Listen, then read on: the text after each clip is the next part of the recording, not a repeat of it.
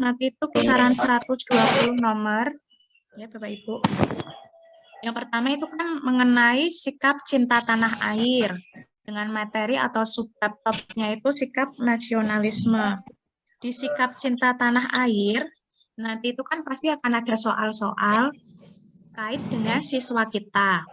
Nah, nanti biasanya itu yang muncul lebih ke bagaimana cara para siswa itu untuk mencintai negara Indonesia dikaitkan dengan kegiatan perekonomian. Salah satunya yaitu dengan membeli atau memilih produk-produk dari dalam negeri daripada membeli produk dari luar negeri.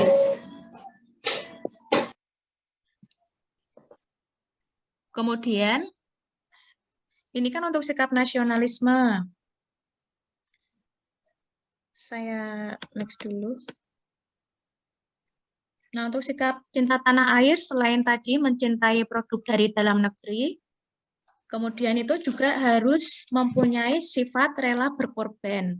Jadi untuk siswa kita dan juga guru-guru itu diminta mengedepankan rasa rela berkorbannya. Kalau kemarin itu muncul soal terkait dengan membantu korban bencana alam. Jadi semisal kita tidak bisa membantu dalam bentuk materi, maka kita bisa membantu dalam bentuk tenaga, doa, support, ataupun dukungan.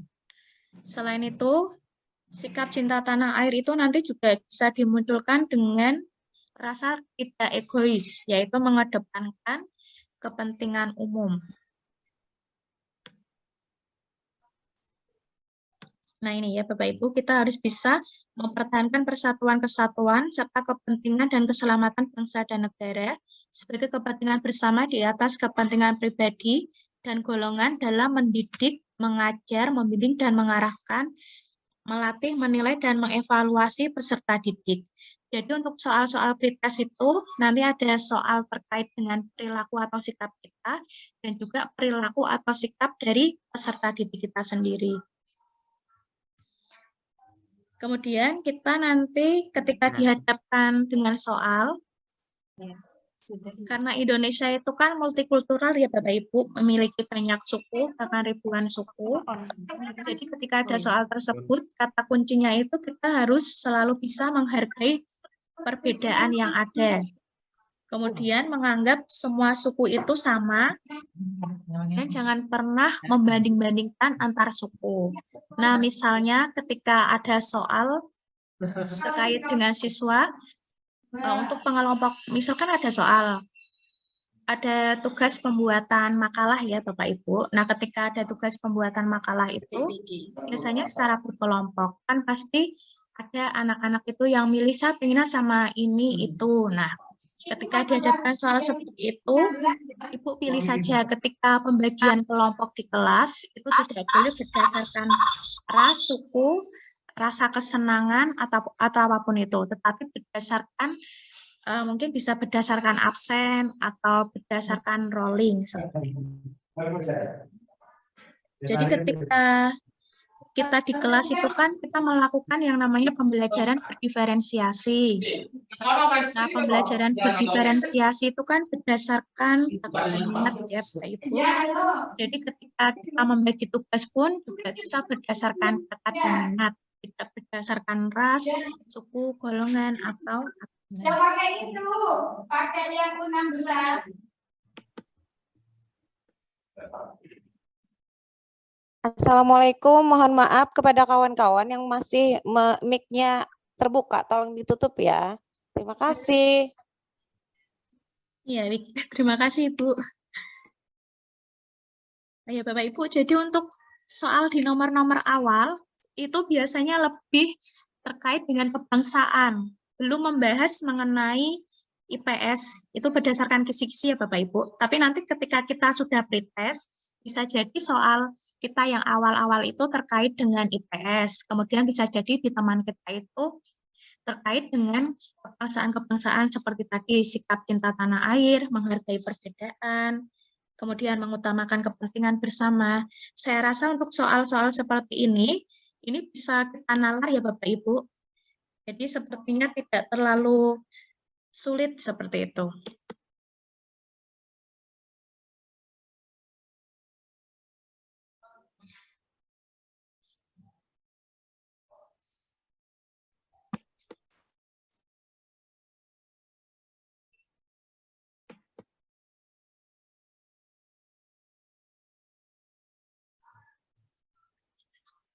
Kemudian Bapak Ibu, ketika kita itu sudah sampai di sekolah, ketika sudah di sekolah artinya kita itu kan bekerja untuk siswa kita. Maka dari itu, ketika ada soal dituntut oleh soal itu, misal seperti ini, ketika Ibu sudah sampai sekolah, tiba-tiba dapat telepon dari rumah yang mengatakan bahwa anak Ibu sakit. Nah, itu kan di soal tersebut ada beberapa jawaban, misal apakah yang akan Ibu lakukan? Yang pertama mungkin Ibu akan pulang izin dari sekolah karena ingin mengantar anak sakit untuk berobat ke rumah sakit. Kemudian mungkin Bapak atau Ibu itu ada juga jawaban yang lebih memilih untuk tetap di sekolah. Nah, ketika kita sudah sampai di sekolah, otomatis kita harus memilih semua hal yang berkaitan dengan sekolah. Sekalipun di rumah anak kita sedang sakit, itu tidak bisa kita langsung meninggalkan sekolah, begitu Bapak Ibu. Tetap pilihlah kalimat yang ada kata sekolahnya. Terkait dengan anak sakit, kemudian mungkin suami tiba-tiba pulang mau mengambil berkas, kuncinya kita bawa, apapun itu tidak bisa langsung kita mengiyakan. Kita tetap harus memilih semua hal yang berkaitan dengan sekolah. Karena mengutamakan pekerjaan di jam sekolah itu sudah pasti berkaitan dengan siswa-siswa kita. Kemudian di poin ini kan ada sikap tegas ya Bapak Ibu di materi atau topik sikap tegas itu nanti akan ada soal di mana Bapak dan Ibu itu dihadapkan dengan perilaku siswa yang ketika di kelas itu membuat kelas menjadi sedikit kacau atau ramai. Nah, ketika ada persoalan seperti itu, untuk optionnya itu ada option yang misalnya memarahi siswa, memukul siswa, membentak siswa. Nah, ketika ada pilihan yang negatif-negatif seperti itu, maka jangan Bapak Ibu pilih. Karena mau setegas apapun, kita ini kan seorang guru. Jadi tegasnya kita itu bukan tegas dalam arti kita itu memukul, kemudian kita mencubit, itu tidak bisa. Tetapi kita harus memberikan hukuman itu yang bisa membangun siswa. Misalnya, ketika ada siswa yang tidak mengerjakan PR, apakah yang harus kita lakukan? Apakah kita harus menyuruh dia lari di lapangan? Ataukah kita menyuruh dia untuk merangkum bacaan yang ada di buku paket? Nah, ketika di hadapan soal seperti itu, maka kita harus memilih jawaban yang walaupun itu bersifat menghukum siswa, tapi menghukumnya ke arah yang lebih baik.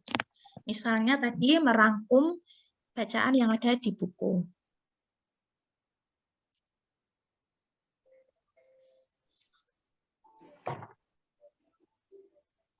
Selanjutnya kita ke nomor 17.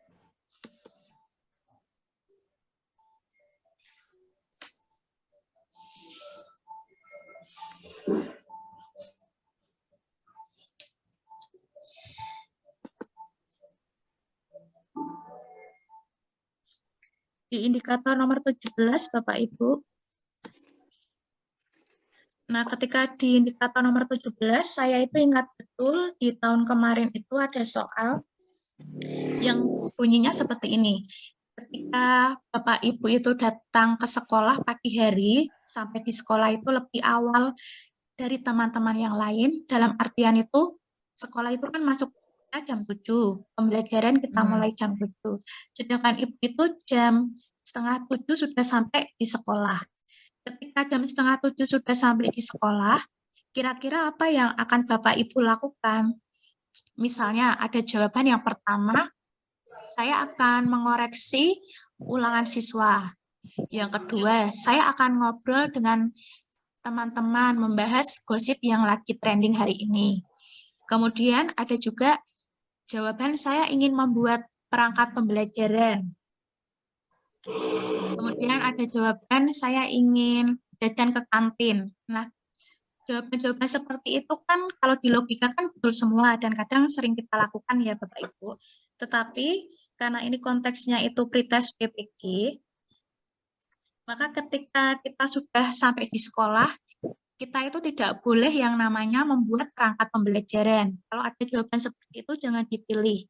Kemudian, mengobrol dengan sesama guru. Nah, mengobrol seperti itu juga tidak boleh kita pilih, terlebih jika di belakangnya itu ada tambahan kalimat, mengobrol dalam hal gosip, membahas masalah yang ada di televisi, artis. Nah, seperti itu tidak boleh dipilih.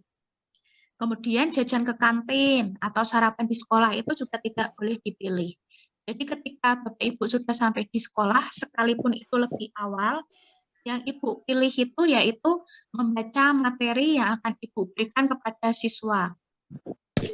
Jadi untuk membuat perangkat, sarapan, itu kan sudah seharusnya dilakukan di rumah. Jadi ketika di sekolah ya tinggal action saja. Kita tidak boleh membuat perangkat, kemudian melakukan hal-hal yang tidak berkaitan dengan siswa itu tidak boleh kita pilih.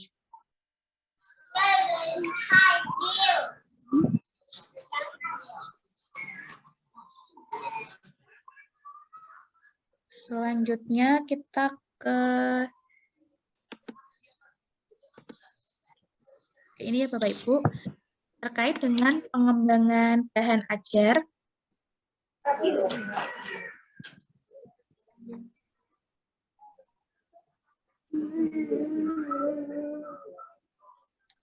Jadi nanti ada kisi-kisi yang bunyinya di poin 37, diberikan narasi tentang karakteristik bahan ajar, peserta mampu memilih bahan ajar yang memenuhi kriteria penyajian.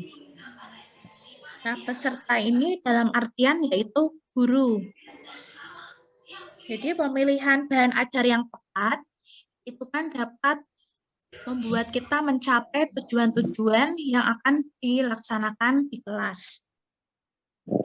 Misalnya ketika kita sampai pada materi kegiatan ekonomi, siswa diminta langsung datang ke pasar, diminta mengamati kejadian-kejadian yang ada di pasar, dimulai dari distribusi, produksi, sampai konsumsi. Nah, itu kan bisa dilakukan secara langsung.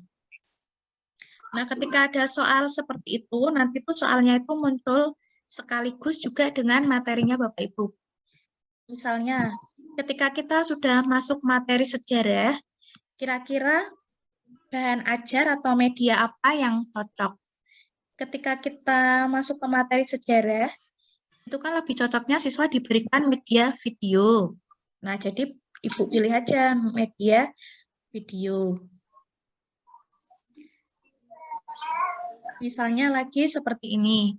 Saat ini kan demam K-pop itu marak terjadi di Indonesia. Banyak peserta didik kita itu yang suka dengan K-pop. Nah, kira-kira untuk mengajarkan materi globalisasi terkait dengan K-pop tersebut, kira-kira kita menggunakan media apa yang cocok? Misalnya ada jawaban, menggunakan video, ada juga menggunakan buku tulis, kemudian menggunakan buku paket, menggunakan artikel. Nah, karena globalisasi itu luas dan ada contoh realnya seperti demam K-pop, kita pilih aja materi atau bahan ajar berupa video. Jadi tidak semua materi pembelajaran itu menggunakan bahan ajar dan media yang sama. Misal soalnya itu geografi, Bapak Ibu, biasanya kalau medianya geografi, Bapak Ibu bisa memilih media yang betul-betul real. Misal ada terjadi gunung berapi. Gunungnya itu kan meletus, ceritanya Bapak Ibu erupsi. Kira-kira untuk membahas materi tersebut, Bapak Ibu menggunakan bahan ajar apa? Apakah video, kemudian Bapak Ibu membuat maket gunung berapi, menggunakan artikel. Dari video, artikel, dan maket itu seperti tiruan gunung berapi, Bapak Ibu bisa memilih tiruan gunung berapi. Karena kalau di geografi itu lebih mengarah ke aktivitas secara langsung. Seperti itu ya Bapak Ibu. Jadi untuk semua materi pembelajaran, ketika ada pertanyaan terkait dengan bahan ajar, maka kita bisa memilih disesuaikan dengan materinya tersebut. Tidak semua materi bahan ajarnya sama.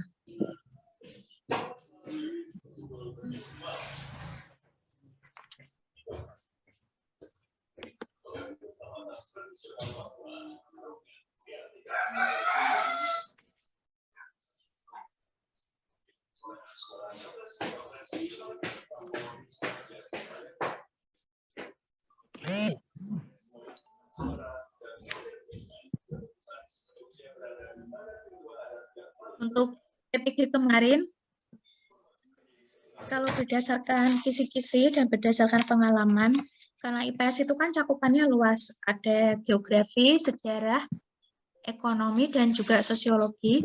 Secara garis besar, itu sejarah lebih sering muncul dibandingkan dengan yang lainnya. Maka dari itu kita ini belajar sejarahnya agak panjang ya Bapak Ibu dibandingkan dengan yang lain.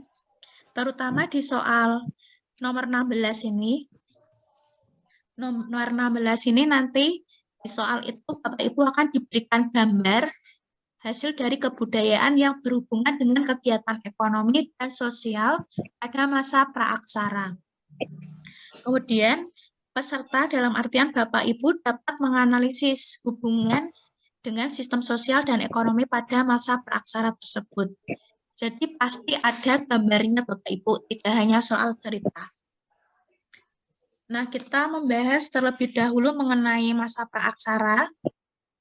Jadi di masa praaksara itu kan ada zaman batu dan juga zaman logam.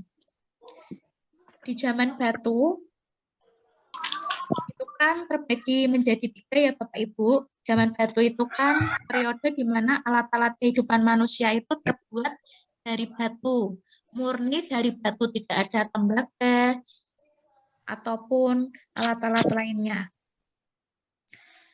Kemudian di zaman batu itu terbagi menjadi 3.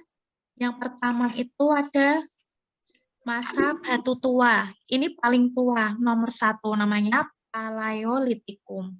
Mungkin Bapak Ibu yang mengajar di SD kemungkinan mungkin agak lupa dengan materi ini, karena di SMP pun materi seperti ini sudah tidak muncul lagi sepertinya, apalagi ketika kita masuk di kurikulum Merdeka, sekalipun ada materi ini, cakupannya itu hanya sedikit, mau kita ajarkan ke siswa pun waktunya tidak ada.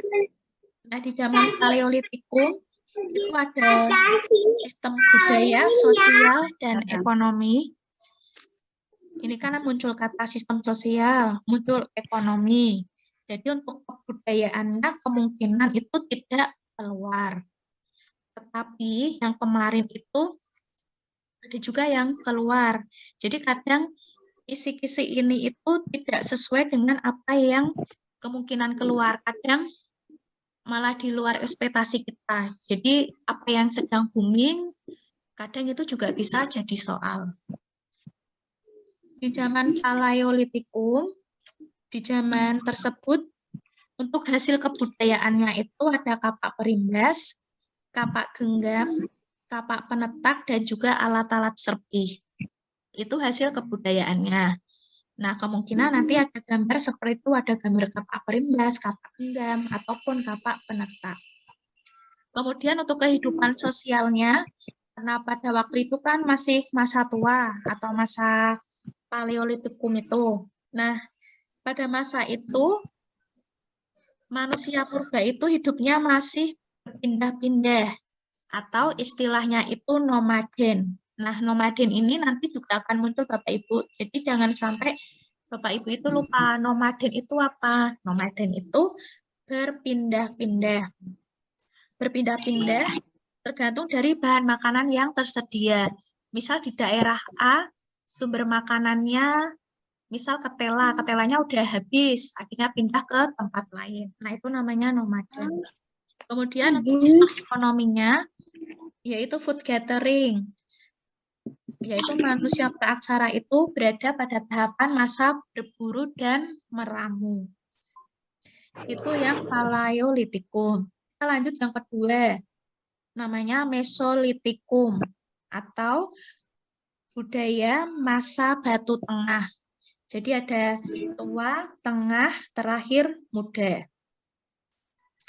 Kalau di Mesolitikum, di kebudayaannya, itu ada yang namanya Kejokan Modinger. Kejokan Modinger itu sampah dapur, Bapak Ibu. Contoh sampah dapurnya yaitu kulit siput dan kerang. Jadi pada masa praksara, manusia purba itu sudah makan yang namanya seafood. Contohnya kulit siput dan kerang. Selain Kejokan Modinger, ada juga chopper, yaitu kapak genggam, dan juga kapak pendek. Kemudian Abrisausroche, kebudayaan yang ditemukan di gua-gua, dan terakhir ada flag atau alat serpih. Itu untuk Mesolitikum. Nah, kemudian kehidupan sosial di masa Mesolitikum, manusia purba itu sudah semi sedenter, yaitu hidup menetap sementara tergantung dengan persediaan makanan. Kalau Paleolitikum nomaden berpindah-pindah, berpindahnya itu cepat Bapak Ibu. Tapi kalau di Mesolitikum itu semi sedenter. Jadi menetap sementara, kalau benar-benar habis baru dia pindah. Kemudian ekonominya masih food gathering sama dengan Paleolitikum, belum ada perubahan di kegiatan ekonominya. Yang terakhir namanya Neolitikum atau batu muda.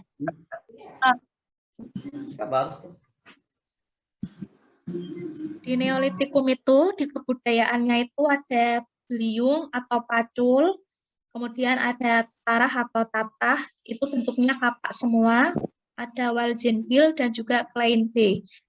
Kemarin itu tidak muncul Bapak Ibu, dan kemungkinan kita juga masih asing dengan istilah tersebut. Kemudian di sistem sosial yang ada di masa Neolitikum, mereka itu pola hidupnya sudah menetap sama seperti kita. Kemudian muncul yang namanya animisme, yaitu pemujaan atau percaya terhadap roh nenek moyang. Nah, kepercayaan-kepercayaan itu mulai muncul pada masa Neolitikum. Kemudian ada juga dinamisme, percaya dengan benda-benda. Contohnya percaya dengan arca, patung, dan sebagainya. Kemudian ada toteisme, percaya terhadap hewan. Mohon maaf kalau Bapak Ibu bisa di-mute dulu. Saya ulang ya Bapak Ibu, untuk masa Neolitikum itu disebut juga masa budaya batu muda, yang itu masa terakhir. Sistem sosialnya itu sedenter, sudah hidup menetap seperti kita. Kemudian muncul yang namanya animisme, percaya terhadap roh nenek moyang. Dinamisme, percaya terhadap benda-benda, contohnya patung. Kemudian toteisme, percaya terhadap hewan. Untuk kegiatan ekonominya di masa Neolitikum itu sudah food producing atau memproduksi makanan dengan menanam. Jadi bercocok tanam, berkebun itu muncul ketika masa Neolitikum. Misal muncul soal di daerah A, muncul kepercayaan manusia terhadap hewan ini, atau misal hewan sapi. Jadi di daerah A tersebut terkait dengan hewan sapi itu tidak boleh dikonsumsi. Nah, itu kan disebut juga totemisme. Nah, kira-kira totemisme itu ketika di masa praaksara itu masuk ke dalam masa apa? Paleolitikum, Mesolitikum, Neolitikum. Jadi Bapak Ibu menjawabnya Neolitikum karena masa praaksara terkait dengan toteisme, percaya terhadap hewan itu ada di masa Neolitikum. Tadi itu kan zaman batu. Zaman batu ada 3, Paleolitikum, Mesolitikum, Neolitikum. Untuk zaman logam, itu muncul budaya-budaya atau benda-benda hasil karya dari manusia purba. Dan kemarin di kebudayaan zaman logam ini keluar Bapak Ibu, ada gambar, kemudian kita diminta mencari tahu gambar tersebut itu namanya apa, dan fungsi atau manfaatnya itu apa. Mungkin bisa sambil dicatat untuk di zaman logam. Yang pertama itu ada nekara perunggu. Nekara perunggu itu bentuknya besar, kemudian berpinggang, dan di bagian tengahnya dan sisi atasnya itu tertutup. Nanti Bapak Ibu bisa mencari gambarnya juga, nekara perunggu. Kemudian ada moko. Moko itu sama seperti nekara perunggu, tetapi bentuknya itu lebih ramping. Biasanya digunakan sebagai mas kawin atau juga benda pusaka. Jadi mas kawin yang saat ini ada, itu ternyata juga ketika zaman prasejarah itu juga sudah ada. Jadi kalau kita pikir-pikir, ternyata apa yang kita lakukan saat ini itu merupakan lanjutan dari zaman terdahulu. Selanjutnya setelah nekara perunggu, moko ada juga yang namanya kapak perunggu, atau yang biasa disebut dengan kapak sepatu atau kapak corong. Motifnya itu berpola topang mata atau geometris. Jadi Bapak Ibu harus hafal mengenai gambar-gambar tersebut. Selanjutnya ada bejana perunggu, biasanya untuk tempat-tempat mengisi benda ataupun buah, makanan. Itu miripnya seperti gitar Spanyol, Bapak Ibu. Yang terakhir itu ada arca perunggu, yaitu patung yang dibuat dari perunggu. Saya ulang, di zaman logam itu ada hasil kebudayaan manusia purba, ada nekara perunggu, moko, kapak perunggu, bejana perunggu, dan juga arca perunggu. Selain itu, ada juga yang namanya perhiasan dan manik-manik. Contohnya gelang tangan, gelang kaki, cincin, kalung, bandul, seperti yang kita pakai saat hari ini. Seperti itu ya Bapak Ibu. Kemudian di zaman logam, setelah kita membahas kebudayaan, kita akan membahas mengenai sistem sosialnya, karena diminta membahas juga mengenai sistem sosial dan juga ekonomi. Untuk sistem sosialnya, yaitu sedenter, mulai hidup menetap. Kemudian muncul yang namanya primus inter pares. Ya, Bapak Ibu silakan diingat-ingat primus inter pares. Itu sama seperti yang kita lakukan, yaitu pemilihan pemimpin dalam suatu kelompok pada masa praaksara. Sedenter, mulai hidup menetap, primus inter pares, pemilihan pemimpin dalam suatu kelompok. Setelah itu muncul yang namanya kebudayaan batu besar atau megalitikum.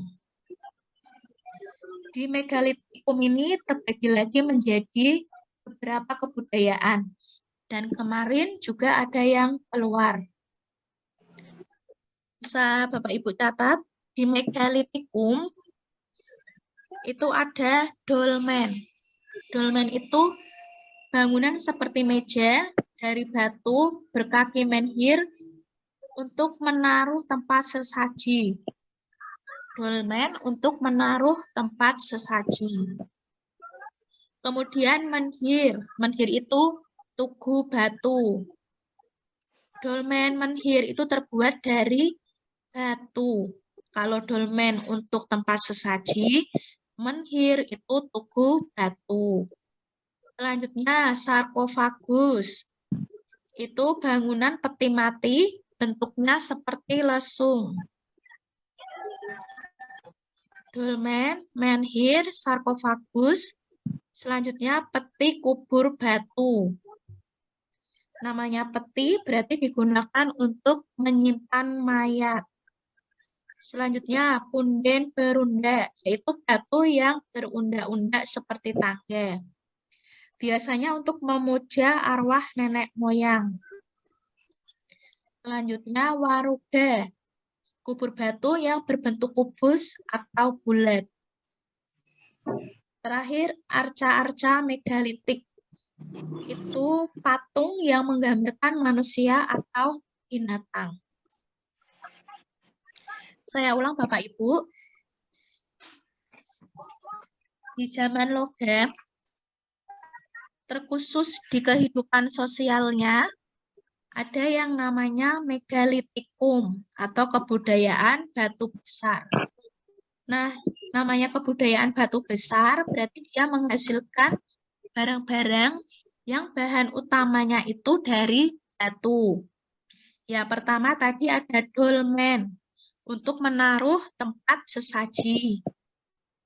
2. Menhir, tugu batu. Yang ketiga, sarkofagus, bangunan peti mati. Bentuknya seperti lesung. 4. Peti kubur batu. Peti untuk menyimpan mayat. 5. Punden berunda. Itu bentuknya bangunan berasal dari batu yang berunda-unda atau dibentuk seperti tangga. Kemudian waruga, kubur batu yang berbentuk kubus atau bulat. Selanjutnya ada arca-arca megalitik, patung yang menggambarkan manusia atau binatang. Seperti itu ya Bapak Ibu. Untuk kegiatan ekonominya sama seperti yang tadi, yaitu sudah food producing, yaitu memproduksi makanan dengan cara menanam. Bapak Ibu, ada yang ingin ditanyakan terkait dengan megalitikum?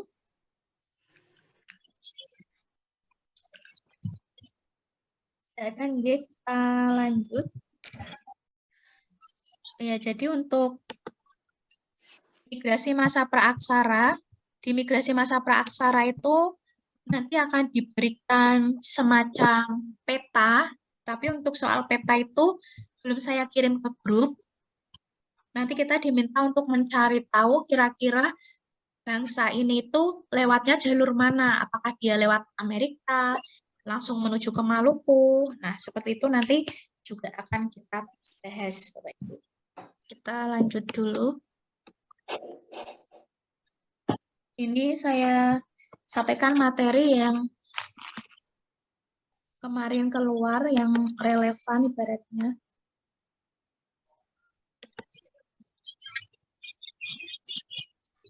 Ini masih membahas sejarah, sekarang terkait dengan akulturasi budaya pada masa Hindu-Buddha dan Islam.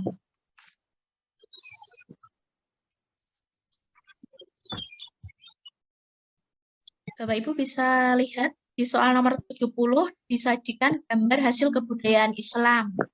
Nah, nanti akan ada gambar Bapak Ibu bisa berupa masjid, berupa menara, berupa pintu, Al-Quran, kaligrafi. Nanti akan ada banyak gambar-gambar.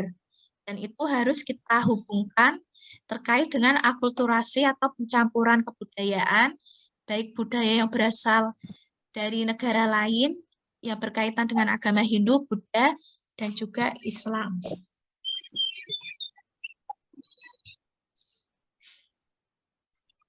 Bapak Ibu, untuk kerajaan-kerajaan Islam di poin 90, kerajaan Islam pertama yang tertua itu adalah Samudra Pasai, tepatnya di Aceh ya Bapak Ibu. Selain di Aceh, ada juga kerajaan Islam lainnya seperti di Demak yang ada di Jawa Tengah, di Banten, Mataram, Makassar, Ternate, Tidore, dan juga daerah-daerah lainnya. Kerajaan Islam terkait dengan Samudra Pasai kemarin itu keluar, jadi nanti Bapak Ibu harus lebih mendalami terkait dengan kerajaan Samudra Pasai.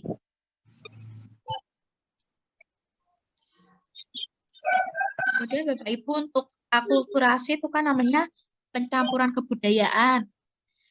Nah, kalau Bapak Ibu ingat-ingat kembali, kalau masjid itu kan ada beberapa masjid itu kan yang atapnya itu berbentuk susun. tidak hanya satu atap, tetapi ada yang 2 atap ataupun 3 atap bersusun ke bawah. Itu sama dengan pura yang misalnya ada di Bali, itu kan juga pura bentuknya itu kan bersusun. Nah, jadi antara pura dan masjid itu sudah muncul yang namanya akulturasi.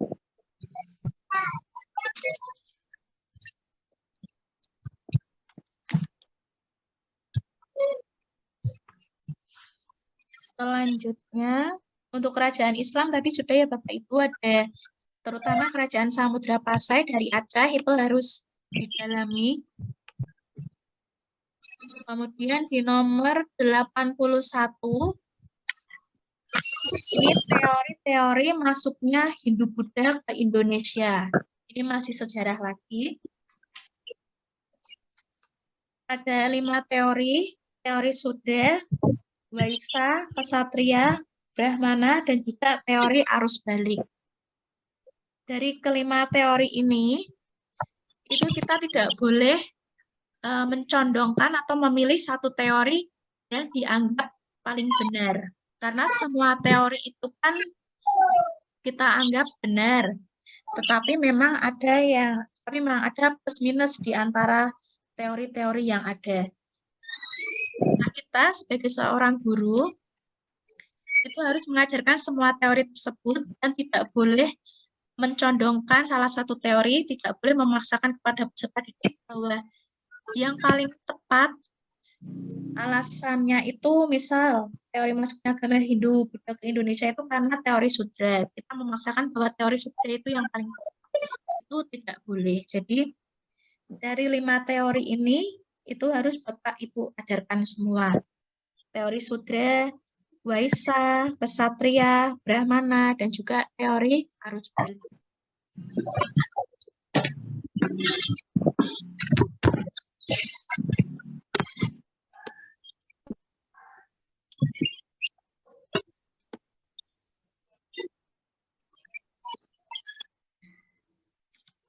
Kemudian di nomor 89, Bapak Ibu, itu ada kisi-kisi terkait dengan disajikan narasi tentang karakter salah satu kerajaan yang ada di zaman Hindu-Buddha. Kemudian Bapak Ibu diminta menyimpulkan dengan benar. Namanya narasi itu kan agak panjang Bapak Ibu. Jadi Bapak Ibu silakan ambil kata kuncinya, bisa jadi di akhir soal ataupun di awal soal. Kemudian di soal nomor 89 ini kita bisa mempelajari lebih lanjut mengenai 3 kerajaan. Yang pertama kita akan mempelajari kerajaan Kutai, kedua kerajaan Tarumanegara, dan ketiga kerajaan Mataram kuno. Kerajaan Kutai itu ada di Kalimantan, Bapak Ibu. Ya, kemudian prasastinya itu Yupa. Kemarin prasasti Yupa juga keluar. Kira-kira prasasti Yupa itu untuk apa? Nah, prasasti Yupa itu kan tiang batu. Fungsinya untuk mengikat hewan korban yang akan dipersembahkan oleh para Brahmana.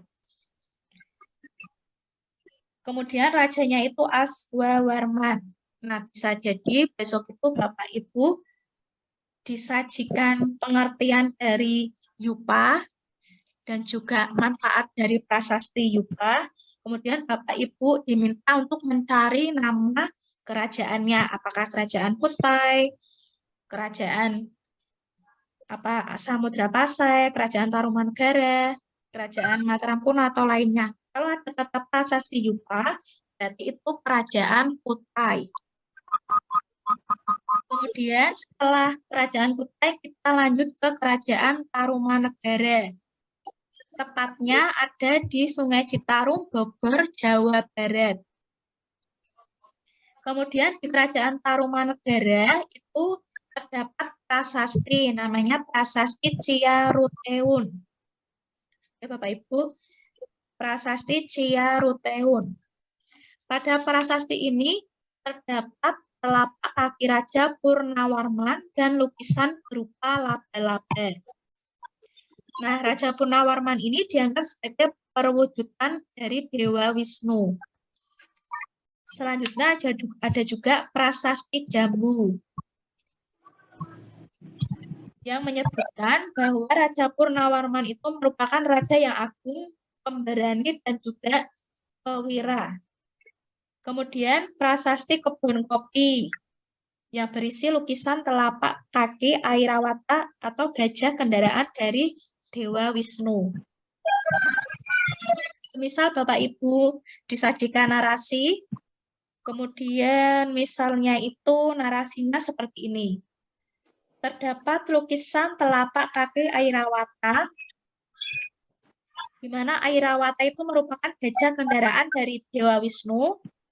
Kira-kira prasasti itu disebut juga prasasti Kebun Kopi. Nah, prasasti Kebun Kopi itu kira-kira berasal dari kerajaan mana? Nah, Bapak Ibu pilih saja kerajaan Tarumanegara.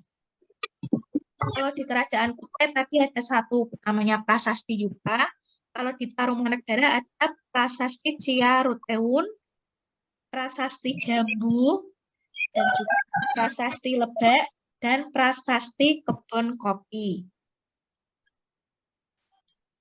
Selanjutnya, yang terakhir itu ada kerajaan Mataram kuno. Itu tepatnya ada di Jawa Tengah. Nah, di kerajaan Mataram kuno itu terdapat prasasti Tanggal dan juga prasasti Balitung yang membahas mengenai Raja Sanjaya dan berdirinya kerajaan Lingga. Saya ulang, kerajaan Kutai ada di Kalimantan, prasastinya Jupa, nama rajanya Aswawarman. Kerajaan Tarumanegara ada di Citarum, Bogor, Jawa Barat. Prasastinya ada prasasti Ciaruteun, prasasti Jambu, prasasti Kebun Kopi, dan juga prasasti Lebak. Rajanya Purnawarman. Kemudian kerajaan Mataram kuno ada di Jawa Tengah, ada prasasti Canggal, prasasti Balitung, dengan rajanya Sanjaya.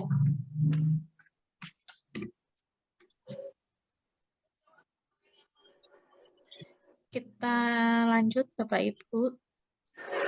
Kerajaan-kerajaan itu kan memang sangat banyak, tetapi yang bisa Bapak Ibu lebih dalami terkait dengan kerajaan-kerajaan yang saya sebutkan tadi.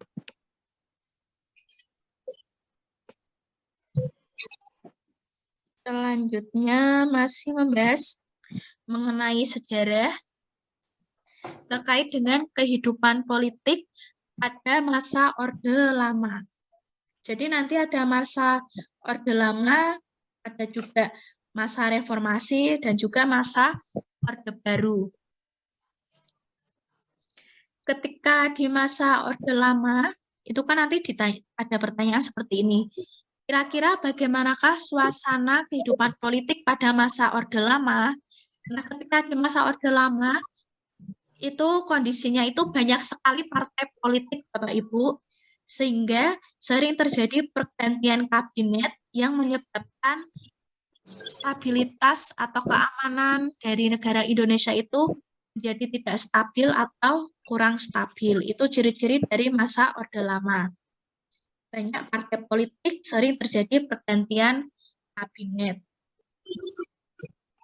Sedangkan pada masa reformasi, di masa reformasi itu sudah muncul yang namanya sistem multipartai. Banyak partai, sehingga menyebabkan persaingan antar golongan dan juga jatuh bangunnya kabinet. Untuk masa Orde Lama dan masa Orde Baru disusul dengan masa reformasi, itu nanti biasanya muncul soal-soal, contohnya di nomor 71, terkait dengan pergerakan mahasiswa pada tahun 1998.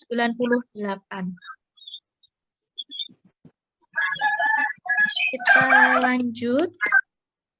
Sekarang ke geografi, Bapak Ibu. Untuk kisi-kisi, itu biasanya campuran, Bapak Ibu. Kalau yang sekarang kita ke nomor 7 dulu.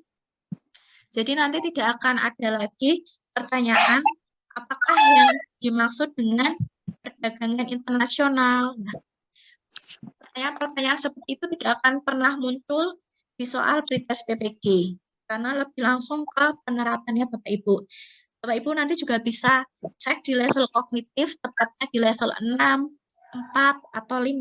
Nah, itu terlihat ini misal dia ada di level 6, otomatis dia itu sudah ke level pengaplikasian Bapak Ibu. Jadi sudah bukan lagi ke pengertian ataupun ke ciri-cirinya. Perdagangan internasional itu kan perdagangan antar negara-negara dan Indonesia sudah melakukan perdagangan internasional dari zaman dahulu. Untuk faktor pendorong perdagangan internasional ada perbedaan geografis Bapak Ibu, ada perbedaan sumber daya alam, dan setiap negara itu melakukan perdagangan internasional pasti salah satunya untuk menambah devisa atau pendapatan negara.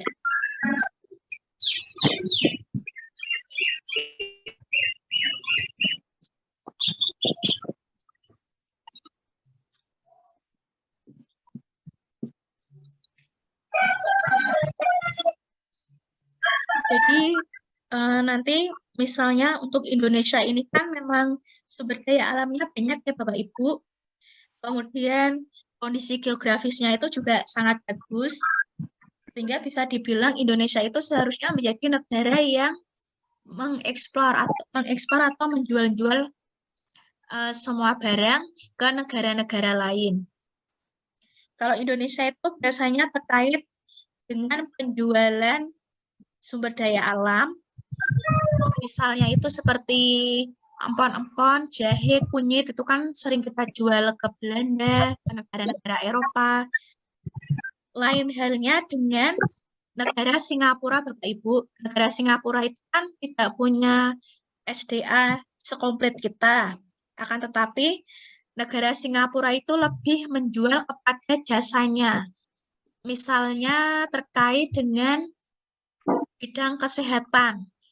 Jadi ketika warga negara Indonesia itu memiliki penyakit yang ibaratnya susah disembuhkan, atau mungkin negara Indonesia rumah sakitnya itu tidak bisa mengcover penyakit tersebut, biasanya dilarikan ke daerah Singapura, seperti kanker, jantung, transplantasi, nah itu biasanya ke negara Singapura. Jadi otomatis SDM, sumber daya manusia itu juga bisa mempengaruhi atau menjadi salah satu faktor pendorong dari perdagangan internasional atau perdagangan antar negara. Untuk perdagangan antar negara sendiri, Bapak Ibu, itu ada yang namanya perdagangan bilateral. Bilateral itu perdagangan antar dua negara. Misal hanya Indonesia dengan Malaysia, atau Indonesia dengan Singapura, Indonesia dengan Belanda. Kalau multilateral itu perdagangan antar dua negara atau lebih, bisa 3, 4, 5, 10, atau lebih dari 10. Perbedaannya hanya itu. Bilateral itu cukup dua negara, kalau multilateral itu lebih dari dua negara.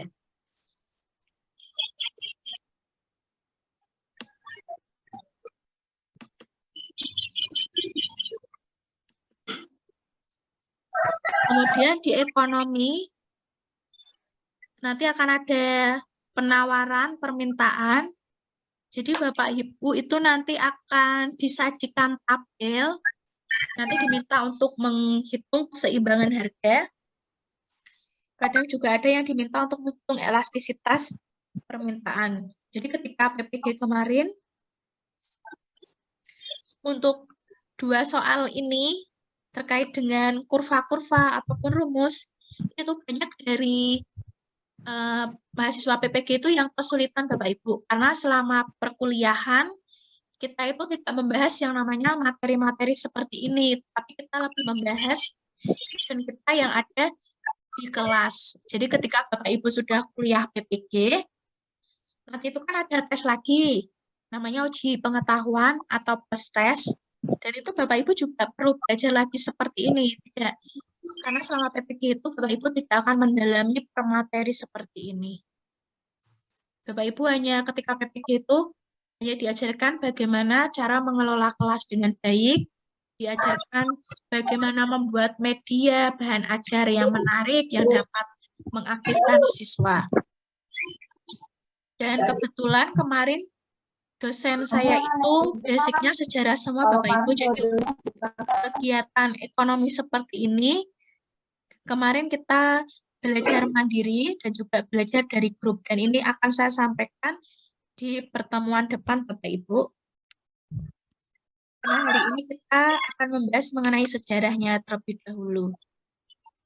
Kegiatan ekonomi selanjutnya distribusi, konsumsi, produksi. Ketiga kegiatan ini, baik dari SD maupun SMP, pasti ada materi seperti ini. Produksi itu kan membuat barang Bapak Ibu. Tetapi nanti yang ditanya karena ini sudah berada di level 6, bukan lagi ditanya apakah itu produksi, tetapi nanti mungkin akan langsung disajikan produk di Indonesia, misalnya muncul yang namanya produk batik. Kemudian muncul data-data penjualan batik dari tahun ke tahun. Nah, kita diminta menganalisis data penjualan batik tersebut. Maksudnya data produksi dari batik tersebut. Kalau konsumsi itu kan lebih kepada menikmati ya Bapak Ibu, bisa menikmati dalam artian makan, minum, ataupun merasakan. Makan, minum itu kan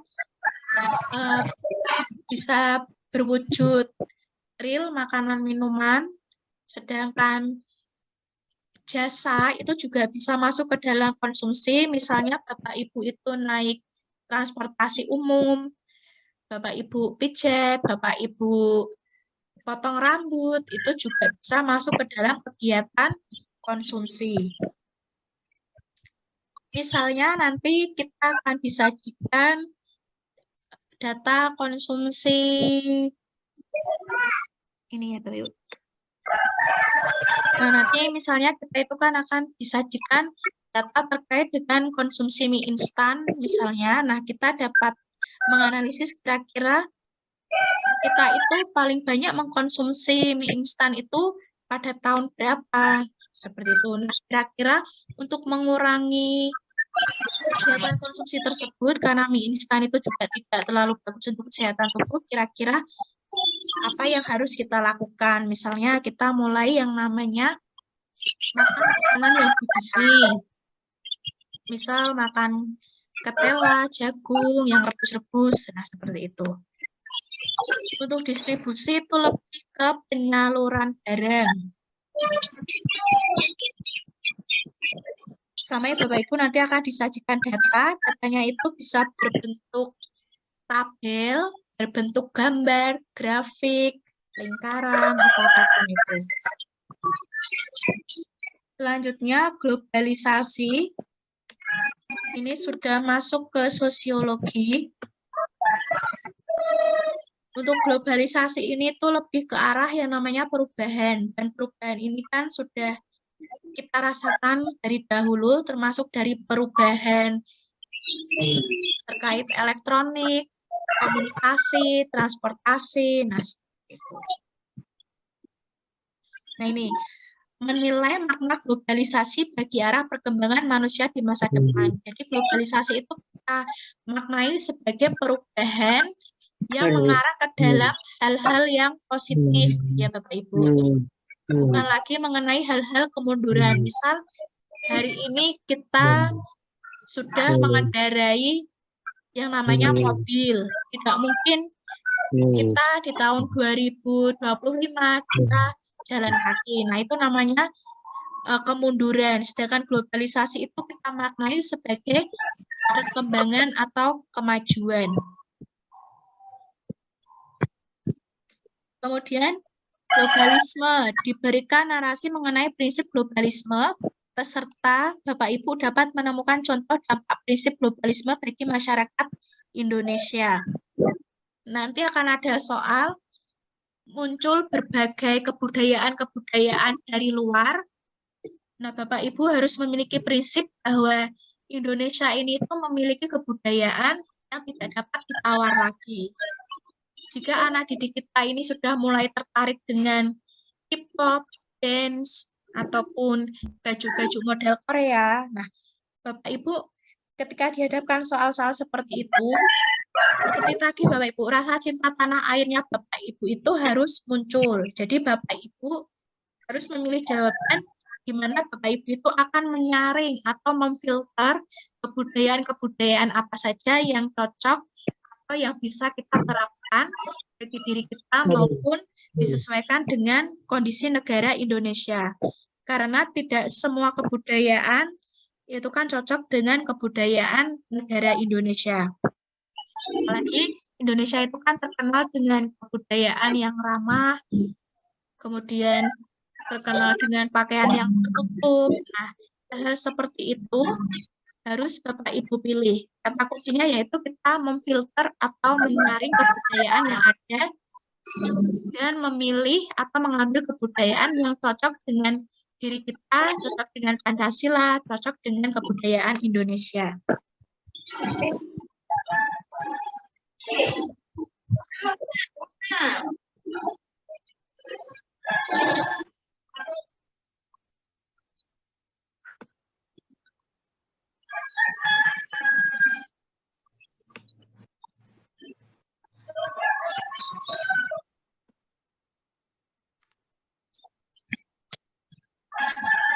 Lanjut Bapak Ibu di nomor 57. Ini membahas tadi ya Bapak Ibu hubungan bilateral dan multilateral, kita sudah tahu perbedaannya. Sekarang saya beri contoh Bapak Ibu. Contohnya dengan negara Indonesia dengan Singapura, kita itu punya kerjasama yang namanya penghindaran pajak berganda, pelatihan industri 4.0, kemudian ada juga kawasan ekonomi khusus. Kerjasama Indonesia dengan Singapura.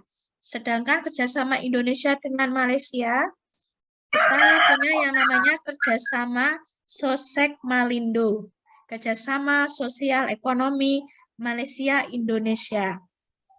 Dan juga ada yang namanya kerjasama anti teroris.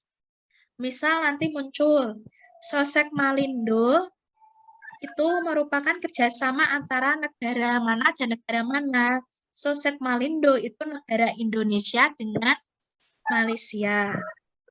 Selanjutnya ada juga kerjasama antara Indonesia dan Brunei Darussalam.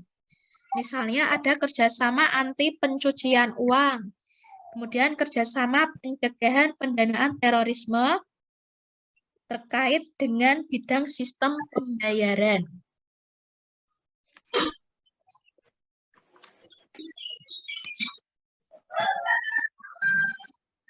Kemudian nanti Bapak Ibu harus lebih mendalami yang namanya NTT, Nusa Tenggara Timur ya Bapak Ibu. Silakan Bapak Ibu bisa mulai browsing nanti terkait dengan NTT. Kira-kira NTT itu suhunya bagaimana, cuacanya seperti apa, kira-kira di NTT itu cocoknya untuk bertani, berkebun, berternak, berdagang atau apa. Nah, di daerah NTT ini Bapak Ibu harus diberikan tanda, dikasih tanda. Kisi-kisi dimunculkan gambar, ini ada gambar, ada narasinya juga. Gambar tersebut merupakan salah satu hasil dari kebudayaan pada zaman logam yang biasanya digunakan sebagai mas kawin, benda pusaka, alat musik, hingga alat tukar perdagangan pada zaman dahulu, dan juga sebagai alat upacara dalam memanggil hujan. Kira-kira tadi Bapak Ibu menjawabnya yang apa? Jawaban A, Nekara Perunggu. Betul nggih. Jawabannya adalah A, Nekara Perunggu. Karena tadi yang moko itu kan juga Nekara Perunggu. Bentuknya hampir sama, tetapi dia itu lebih ramping bagi yang moko. Kalau kejokan mau denger tadi itu sampah dapur. Contohnya yaitu sampah dari kulit siput dan juga kulit kerang. Kemudian arca perunggu itu semacam patung dari bahan perunggu.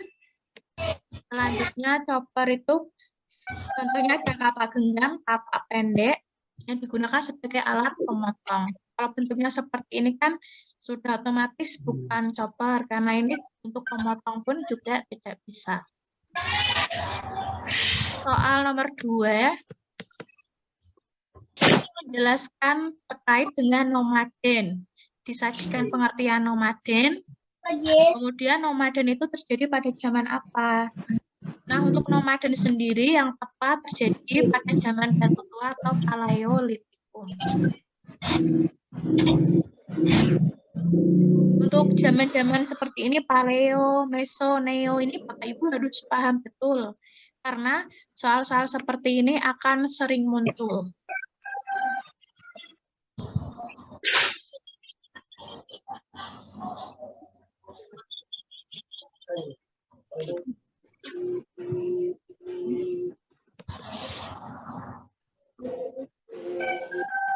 Ini soal selanjutnya Bapak Ibu. Di soal nomor 3, membahas mengenai masa Paleolitikum. Di masa Paleolitikum ini tadi Bapak Ibu menjawab yang apa? A, B, C, D, E? Halo Bapak Ibu. Kalau saya 1 dan 3. 1 dan 3, ya.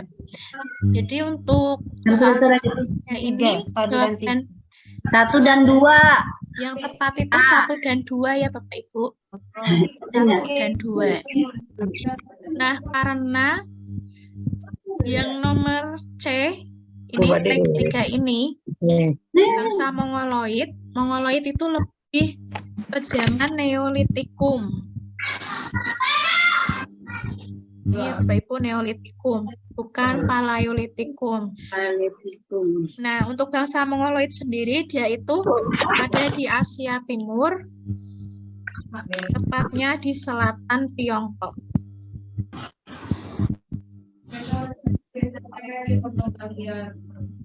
Selanjutnya untuk poin 4 maupun bahasa yang digunakan adalah Austronesia. Nah, Austronesia ini yang biasanya menggunakan bahasa ini adalah suku bangsa Mongoloid. Sedangkan suku bangsa Mongoloid itu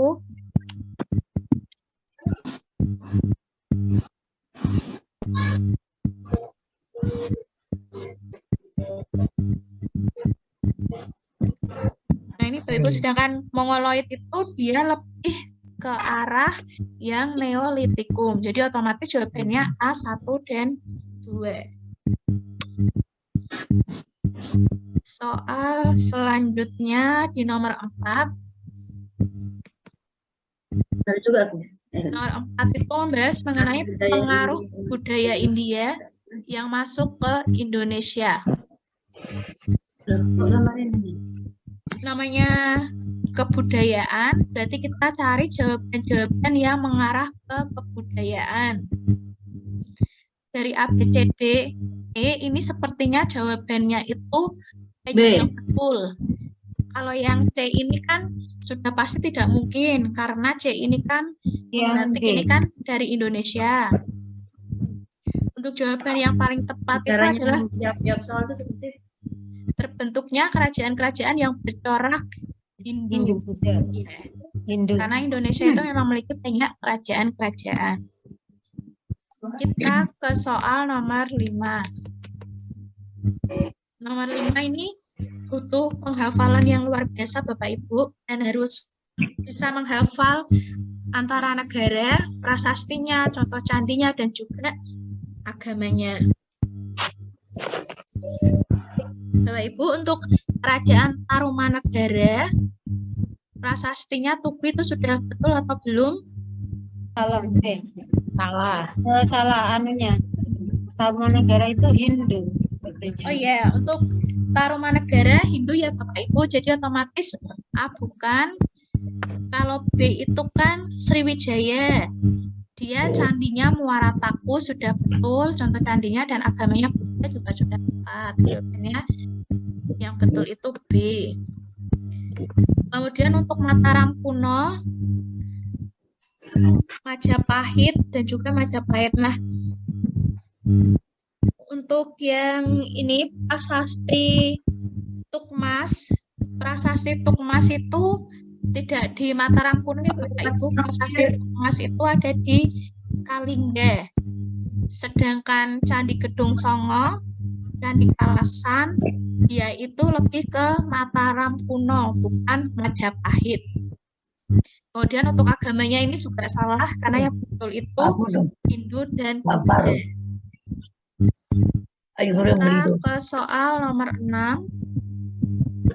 Nomor 6 itu membahas mengenai kemunduran dari Sriwijaya, tetapi dihubungkan dengan geologisnya.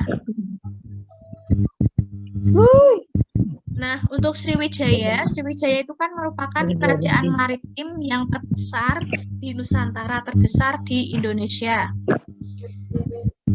Untuk yang A, yaitu optionnya ombak yang besar, akibatnya perahu tidak dapat merapat. Ini kurang tepat, Bapak Ibu. Sekalipun ini juga ada kaitannya dengan faktor geologis, dengan faktor alam, tapi ini kurang tepat. Yang B, terjadinya abrasi, ini juga tidak. Jawaban yang tepat itu sebenarnya adalah C, pelumpuran Sungai Musi. Kenapa C? Karena Sungai Musi itu kan mengalami pengendapan. Jadi yang awalnya itu sungai, ada airnya tiba-tiba mengendap, air sungainya itu mundur, air sungainya itu membuat Sriwijaya itu menjadi semakin jauh dari laut. Karena tadi sudah dikatakan bahwa Sriwijaya itu merupakan negara maritim yang paling besar di Nusantara. Ketika dia itu daerahnya sudah jauh dari laut, otomatis dia itu sudah tidak strategis lagi lokasinya, sehingga aktivitas kapal dagang yang biasanya itu singgah di daerah Sriwijaya otomatis tidak dapat singgah ke Sriwijaya lagi. Jadi untuk jawaban A, B, C, D, E ini sebenarnya sudah tepat, tetapi yang paling tepat dan faktor utamanya yaitu yang C, pelumpuran Sungai Musi atau pengendapan dari Sungai Musi.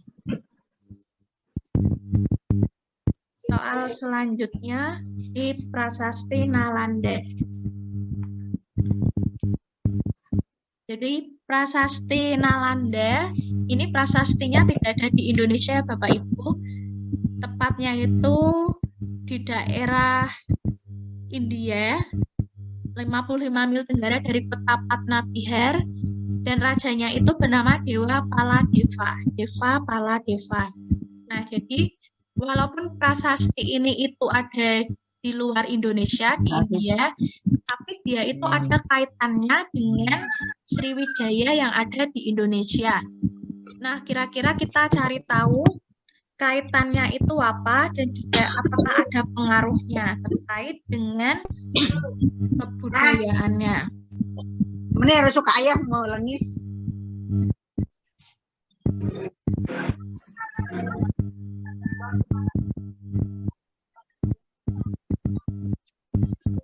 Ya Bapak Ibu, saya lanjutkan. Untuk nomor 7, Bapak Ibu menjawab apa kira-kira tadi? A, B, C, D, E.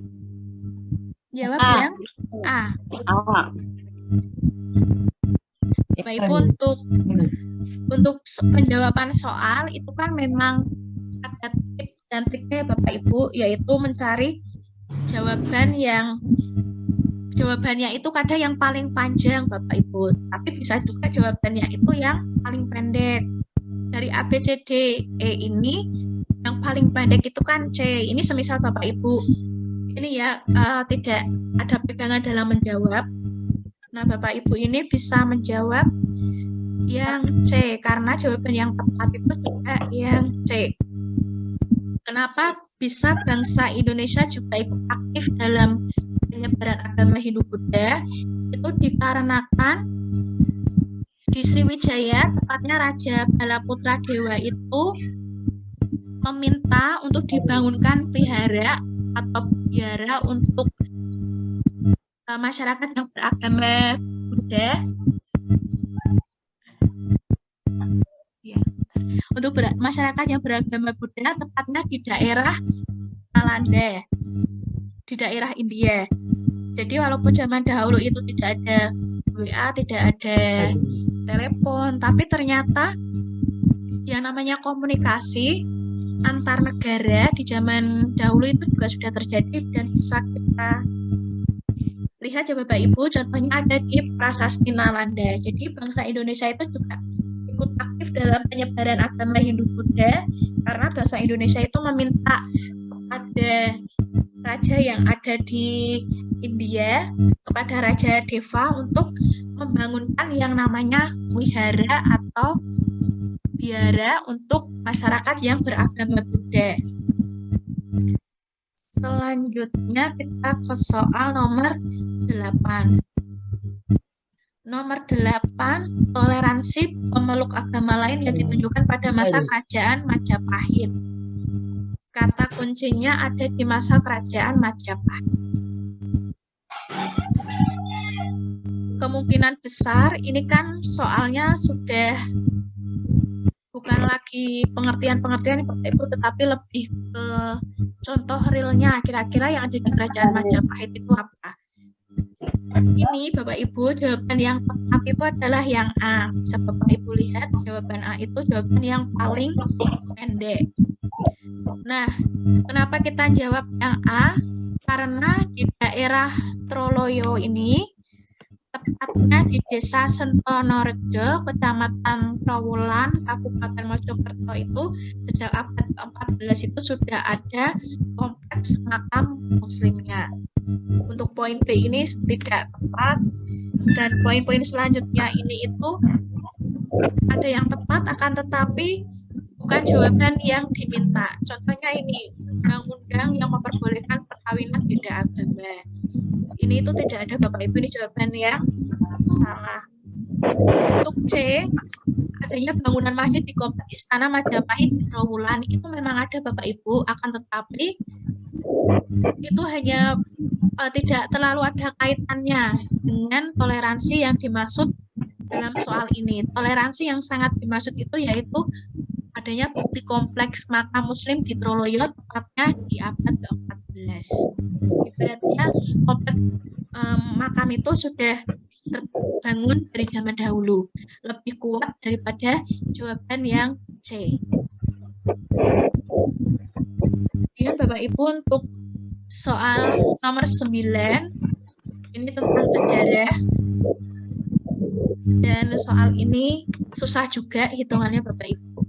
Kira-kira tadi Bapak Ibu menjawab yang apa? Bapak Ibu? Ada yang A?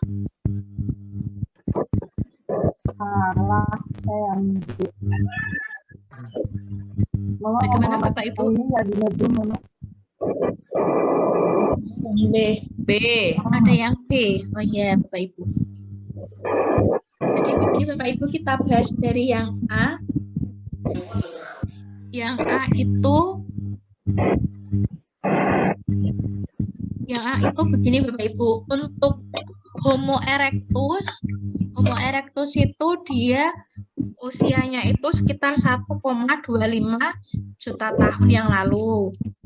Sedangkan Australopithecus afarensis itu dia itu usianya sekitar 3 sampai 2 juta tahun yang lalu, tepatnya itu pada tahun 1924-an.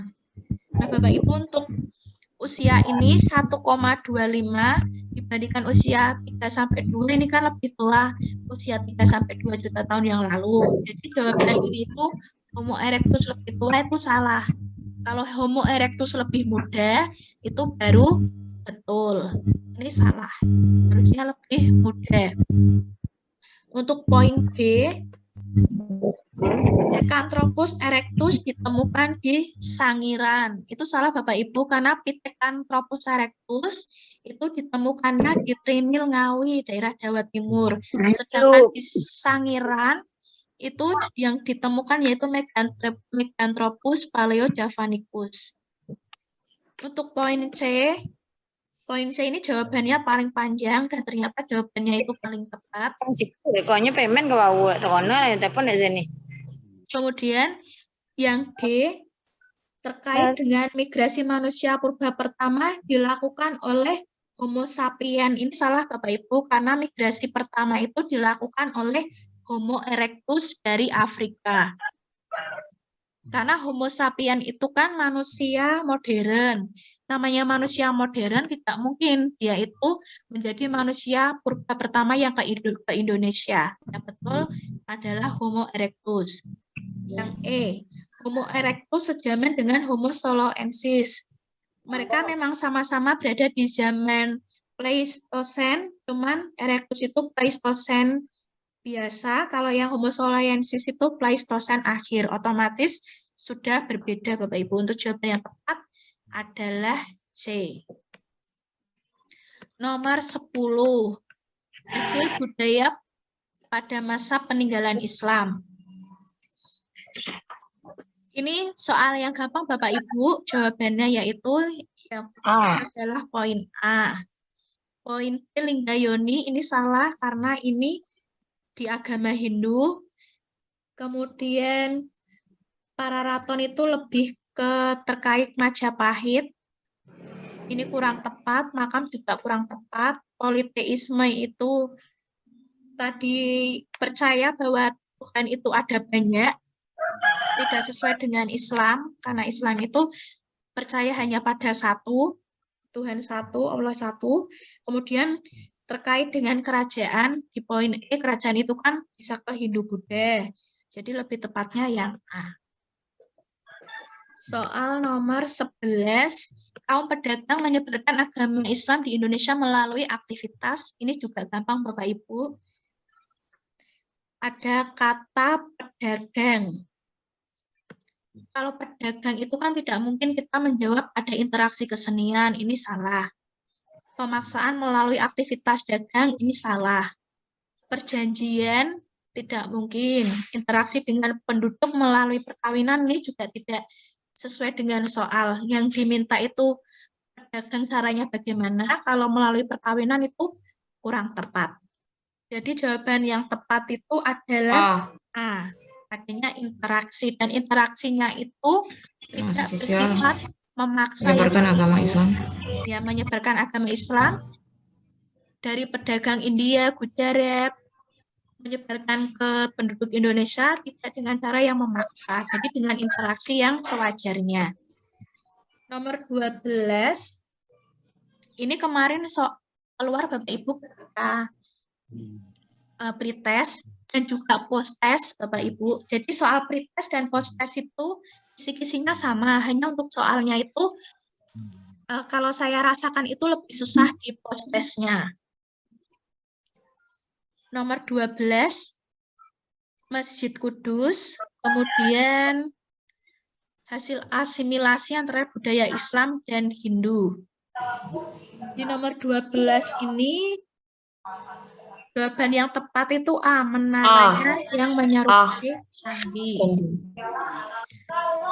Kalau B, atap berbentuk seperti pura, itu biasanya lebih tepatnya itu di Masjid Agung Demak. Mungkin Bapak Ibu yang berasal dari Jawa Tengah sering ziarah atau sering pergi ke Masjid Demak, itu atapnya itu bertingkat-tingkat. Kemudian mimbar menyerupai teratai itu lebih ke Masjid Agung Cirebon. Untuk B dan E ini hanya jawaban pengecoh saja Bapak Ibu. Selanjutnya kita ke nomor 13. Penduduk di daerah pesisir Nusantara lebih dahulu memeluk agama Islam daripada daerah pedalaman. Karena penduduk di daerah pesisir itu kan artinya di dekat pantai atau air, ya Bapak Ibu, betul. Kira-kira dengan cara apa? Yang betul itu dengan cara perdagangan. Ini juga ada kaitannya dengan soal yang tadi, perdagangan, misalnya pedagang-pedagang dari India, Gujarat, Cina, nah itu. Melalui aktivitas perdagangan.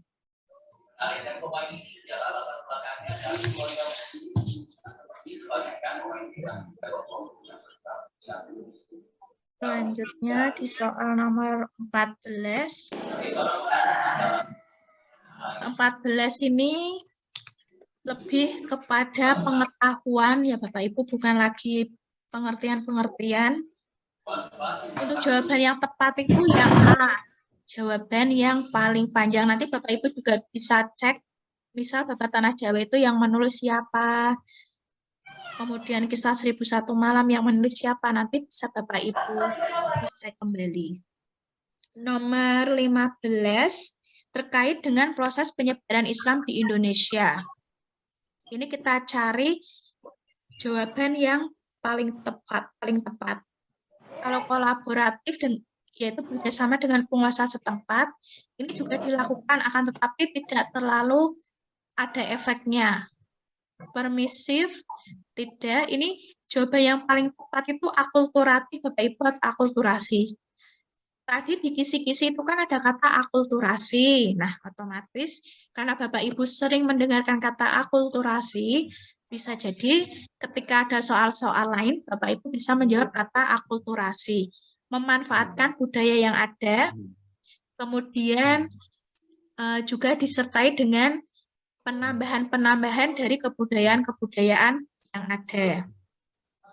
Misalnya memanfaatkan budaya yang ada yaitu dengan wayang ya Bapak Ibu. Jadi seperti yang dilakukan oleh para sunan-sunan itu, jadi ketika memberikan pertunjukan wayang, di situ diselipkan yang namanya agama-agama Islam. Selain itu, melalui lagu itu juga bisa dilakukan dalam penyebaran agama Islam. Nomor 16 sampai 20 itu lebih ke dalam pengaplikasian kita sebagai seorang guru ketika berada di dalam kelas. Ini sudah tidak ada kaitannya lagi dengan materi-materi IPS, baik sejarah, geografi, ekonomi itu tidak terlalu berkaitan Bapak Ibu, tapi lebih ke bagaimana cara kita mengelola kelas atau lebih terkait dengan PTK, penelitian tindakan kelasnya kita. Nomor 16, prinsip pembelajaran IPS untuk pengembangan kompetensi sikap. Ini ya Bapak Ibu, kata kuncinya adalah sikap. Kira-kira kalau kita mengajarkan IPS, kita ingin mengubah sikap peserta didik itu secara apa? Secara tidak langsung, tidak langsung atau langsung. Langsung dengan keteladanan. Nah, betul ya Bapak Ibu. Yang paling betul itu adalah C. C. Lagi-lagi jawabannya yang paling Panjang. Kalau yang E, untuk peserta didik agar saling berinteraksi, kadang interaksi peserta didik itu kan ada yang positif dan negatif, ini tidak bisa kita pilih. Mengembangkan diri itu juga kurang bisa, yang paling tepat memang C. Aslinya jawaban A, B, C, D itu, terus kita cari yang paling tepat. Nomor 17, dalam pembelajaran IPS, Pak Kus mengalami kebingungan tentang hasil belajar dari peserta didiknya.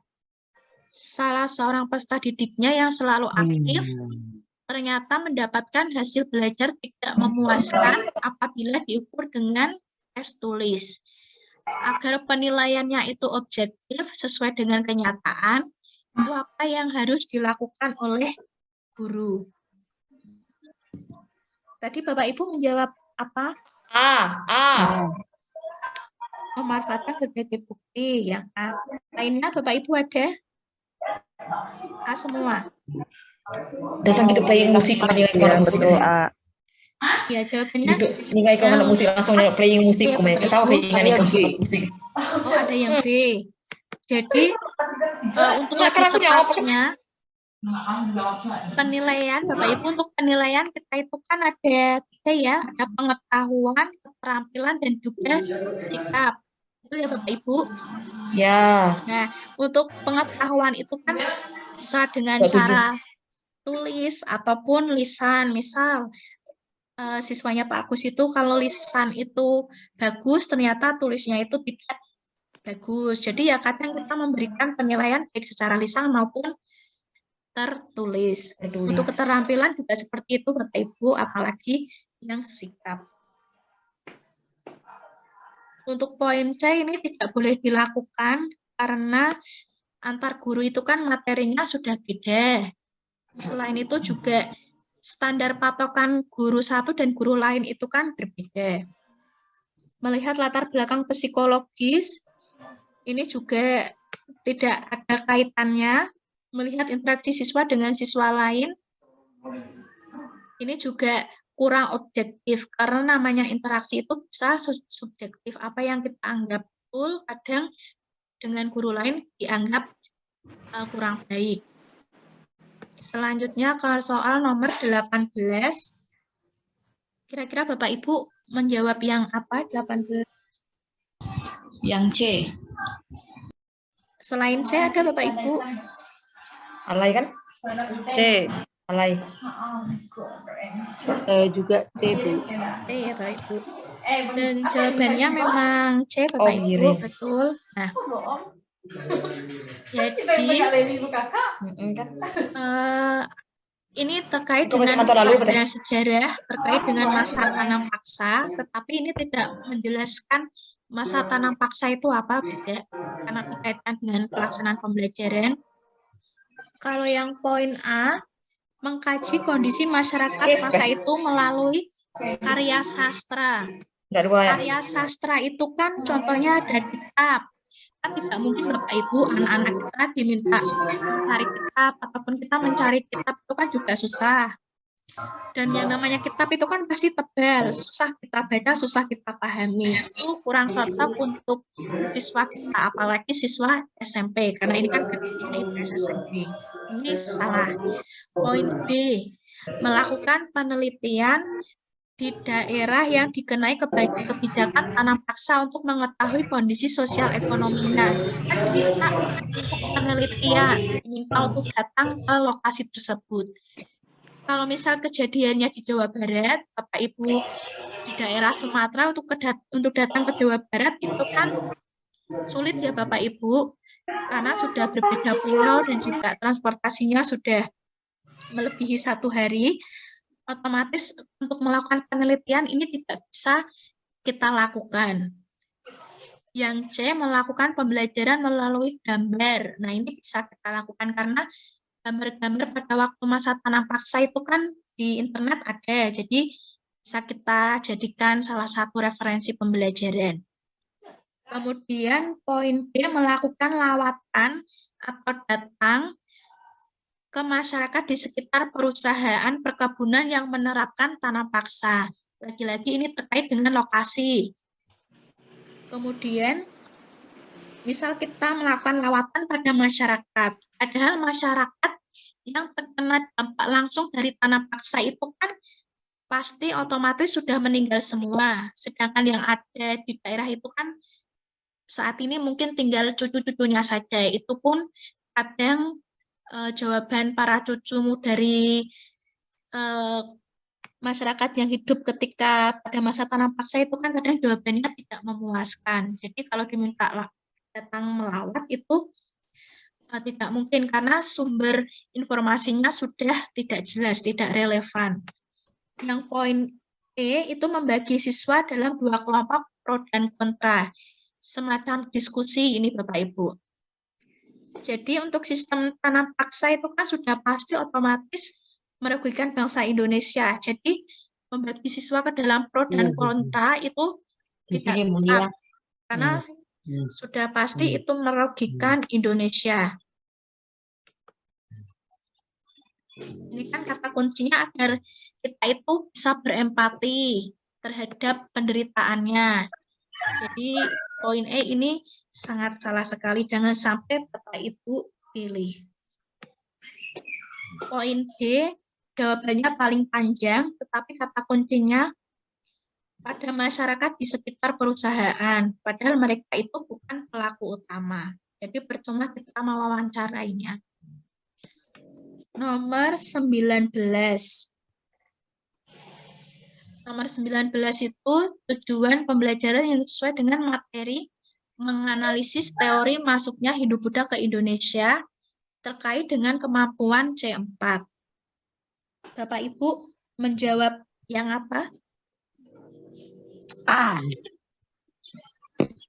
Yang A melalui metode diskusi. Bapak B. Ibu, oh ada yang B. Jadi ini kan ada kata menganalisis. Otomatis Bapak Ibu juga bisa memilih jawaban yang menganalisis. Memahami tidak, mengidentifikasi tidak, menyebutkan tidak. Berarti antara A dan B. Untuk jawaban yang tepat itu yang A ya Bapak Ibu. Kenapa bisa A?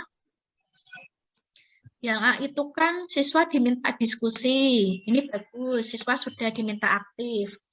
Menganalisis teori masuknya Hindu-Buddha. Menganalisis juga sudah sesuai dengan ini. Kemudian yang B, melalui model pembelajaran Jigsaw.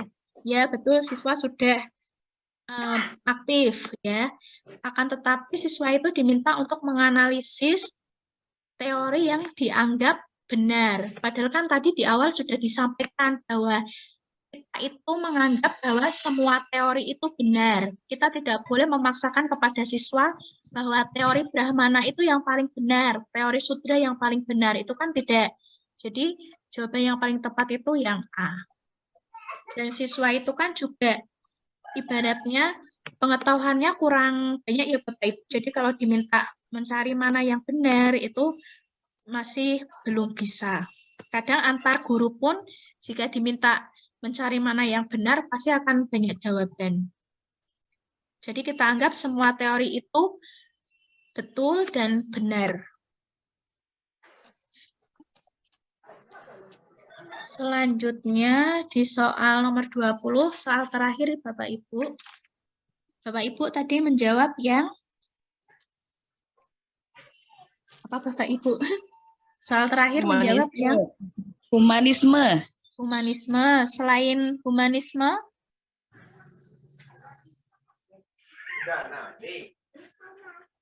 di semua ya humanisme.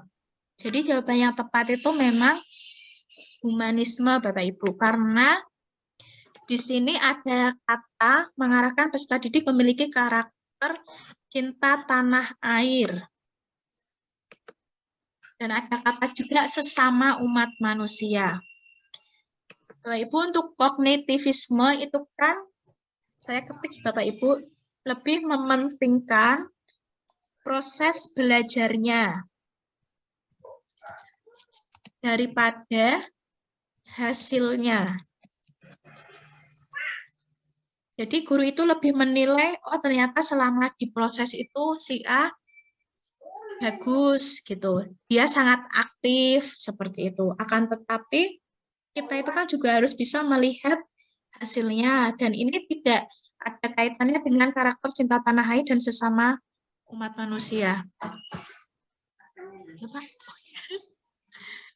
Kemudian untuk kognitivisme ini contoh yang tepat itu terkait ketika kita meminta siswa untuk berdiskusi.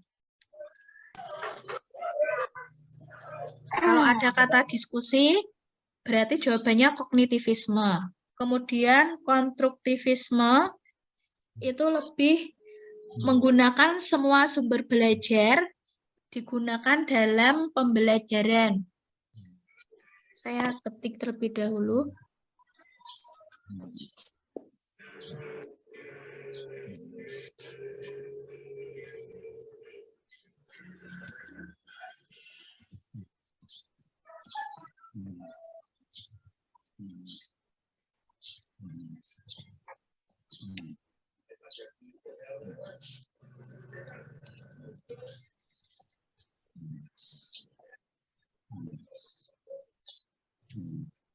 Konstruktivisme itu menggabungkan semua yang ada di sekitar kita sebagai sumber belajar, misalnya lingkungan, sosial, dan budaya. Ini tidak ada kaitannya dengan sesama umat manusia.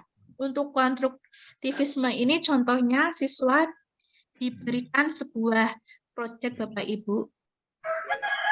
atau diberi tugas, misalnya siswa diminta membuat maket gunung berapi, praktek. Nah, itu cocok untuk konstruktivisme. Kalau saintifik itu kan terkait dengan pembelajaran sesuai dengan urutan-urutan, di mana siswa itu diminta untuk aktif. Tidak ada kaitannya dengan ini sesama umat manusia. Humanisme itu lebih ke sikap dan perilaku, Bapak Ibu. Jadi jawaban yang tepat itu memang yang D. Ini nanti saya share ke grup, ini Bapak Ibu. Kemudian untuk kisi-kisi juga sudah saya share semua. Untuk soal-soal selanjutnya, itu nanti akan saya share secara berkala ya Bapak Ibu. Begitu nggih Bapak Ibu.